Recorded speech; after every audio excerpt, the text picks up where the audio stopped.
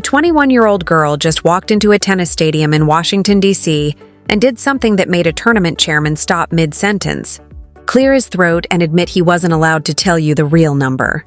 Somewhere in Belarus, the best female tennis player alive has been quietly watching her for months. And what she said about this girl is about to make headlines.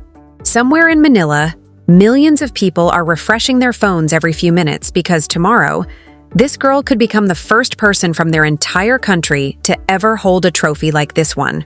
And somewhere inside her own head, right now, tonight, Alex is trying not to think about the number 252,000, because if she thinks about it too much, she might just choke. So how did we get here? Rewind 6 days. Nobody outside the tennis world was talking about her. She landed in Washington, ranked 28th in the world, a talented kid with a nice forehand and a following back home, but not a name that made the draw sheet dangerous. She was the kind of player commentators mention once and then forget. That was Monday. By Saturday, she would be a name nobody in that sport could forget again. It started quietly, almost like the universe was testing her first. Her opening match put her across the net from an Olympic gold medalist, a player who had beaten her in the cruelest possible way years earlier, in a semifinal at the Asian Games that Alex had replayed in her head for nearly 3 years. You know that feeling when a loss doesn't just sting, it lodges itself somewhere behind your ribs and stays there. That's what this rematch was. And for a set, it looked like history was about to repeat itself. She dropped the first set. The crowd tightened. This was supposed to be the easy round, the warm-up, and instead it was turning into an early exit. But something shifted. Alex dug in, clawed back the second set, and in the decider, she did what broken players don't do. She found another gear nobody knew she had. When the final ball landed and the gold medalist packed her bag, 3 years of unfinished business finally closed. But here's the thing about a story like this. Just when you think the hardest part is over, it isn't. It's only the opening scene. 48 hours later, an even bigger name was waiting. The defending champion of the entire tournament. A player who had beaten Alex so badly months earlier in Stuttgart that the scoreline barely needs repeating. It was that lopsided. So when they walked out for the rematch, everyone assumed they already knew the ending. Alex started well, actually won the first set clean. Then it fell apart. She went down 5-2 in the second set, one bad service game away from the exit door, one bad game away from her run ending before it ever really started. This is the moment where most careers quietly end and nobody remembers the names. But Alex didn't blink. She won 6 straight games. 6. In a row. Against a defending champion who had humiliated her only months before. The match spilled into a tiebreak and she closed it out there too. The champion was dethroned. And somewhere in the stands, people who came to watch someone else were suddenly asking each other, who is this girl? If you thought the story would slow down here, catch its breath, ease into the quarterfinal, you'd be wrong because the next opponent was the tournament's second seed, a battle-tested veteran ranked inside the world's top 10. Alex had actually beaten her before, weeks earlier in Berlin, by the same tight scoreline that seemed to follow her around like a signature. Everyone waited to see if lightning could strike twice. It did. Same scoreline. Same nerve. She broke the veteran's serve 6 separate times in that match, a number that tells you everything about how thoroughly she dismantled someone who was supposed to be out of her league. Afterward, when asked how she did it again, her answer was almost unsettlingly calm. Something about coming in with a good mindset and simply playing well, like she wasn't aware she'd just done something remarkable for the second time in 1 week. But now, we arrive at the moment that turned this from a nice underdog story into something historic. The semifinal. Waiting on the other side of the net was a 4-time Grand Slam champion, a former world number 1, a legend who had been hunting for one more title since 2021 and hadn't found it. For the first time ever on this level of tour event, 2 Asian players were meeting in a semifinal. And the entire tennis world split into 2 camps. The believers in raw power, and the believers in patience and precision. It was the biggest stage of Alex's career by a mile, the kind of match that swallows lesser players whole. And she won it. Just let that sit for a second. A 28-ranked underdog walked through an Olympic champion, a defending champion, and a top 10 veteran, then beat a 4-time Grand Slam winner to book her place in the final. But while all of this was happening on the court, something else entirely was happening off it. Something Alex may not have even fully realized yet. Behind the scenes, the tournament chairman had been fielding an avalanche. Ticket inquiries were pouring in, and when his staff finally gave him the number, he almost didn't believe it himself. At least 80%, they told him, of everyone asking about tickets was asking one specific question: when is she playing?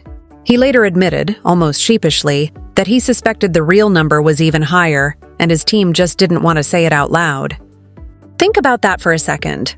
This tournament had Grand Slam champions, Olympic medalists, legitimate legends of the sport in the draw, and the demand was overwhelmingly about one 21-year-old who wasn't even a top 20 player when the week began.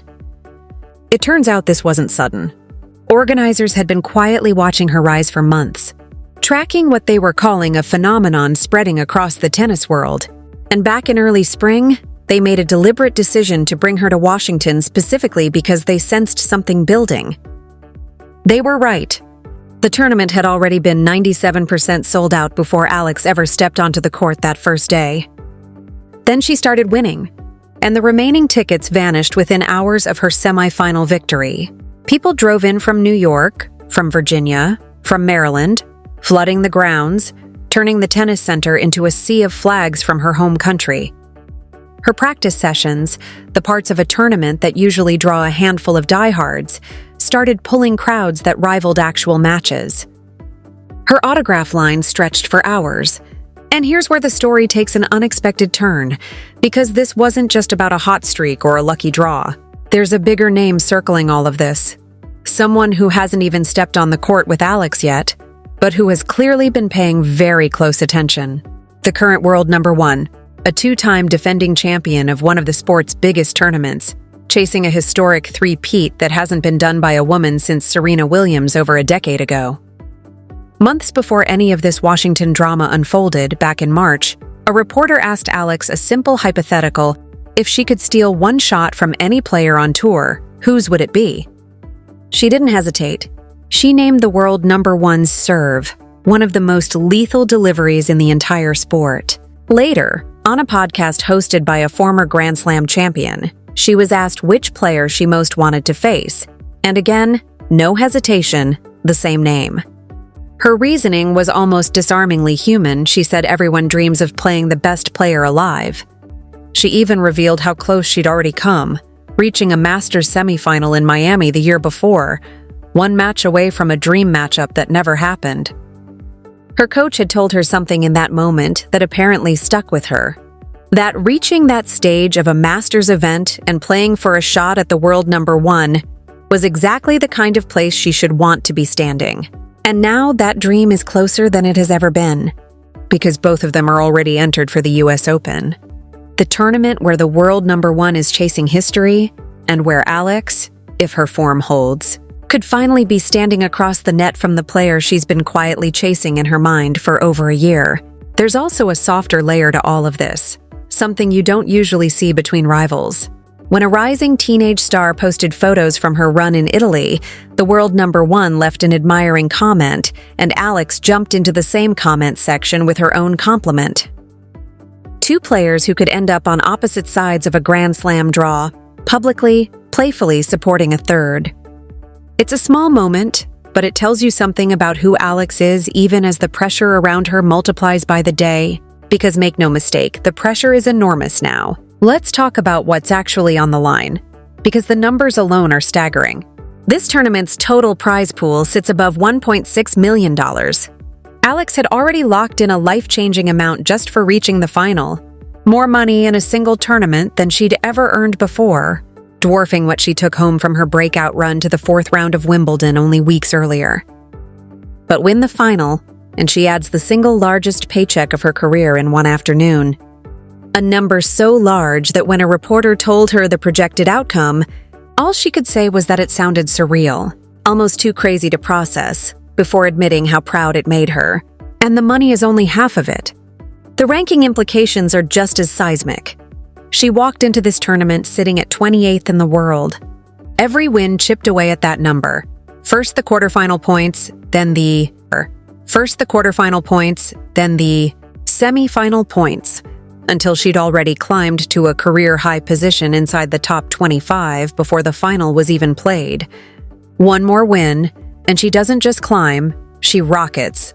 A massive jump in ranking points that would launch her into the top 20 in the world for the first time in her life. And there's a title on the line that no one from her country has ever won at this level. If she lifts that trophy, she becomes the first player from the Philippines in history to win a title of this size. A first that can never be repeated by anyone else, ever, because there's only one first. Think about the pressure of that. Not just winning a match, but knowing an entire nation is waiting to see if this is the day their name finally appears on a list it's never been on before. And she is fully aware of what's chasing her into that final. Not just an opponent across the net, but a legacy still being written. A rival watching from another country. A tournament chairman who called her the best thing to happen to his event all year. And millions of people who rearranged their entire day around a notification on their phone. So here we are, back where we started. A 21-year-old who arrived in Washington as an afterthought is now one match away from history. One match away from a payday that could change her family's life. One match away from a ranking jump that redraws her entire career trajectory. And one step closer to a dream matchup against the very player whose serve she once said she wanted to steal.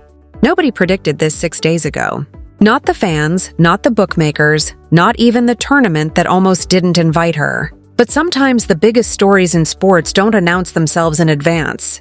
They sneak in wearing ruffled socks and light-up shoes.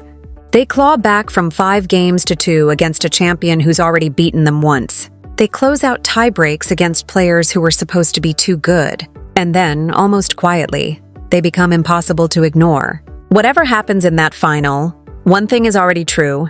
The girl nobody was talking about 6 days ago is now the only name anyone in that stadium wants to say. And somewhere, a 2-time defending champion chasing her own piece of history is watching, waiting for the day their paths finally cross on the same court. Because if this past week has proven anything, it's that betting against Alex right now might be the riskiest bet in tennis.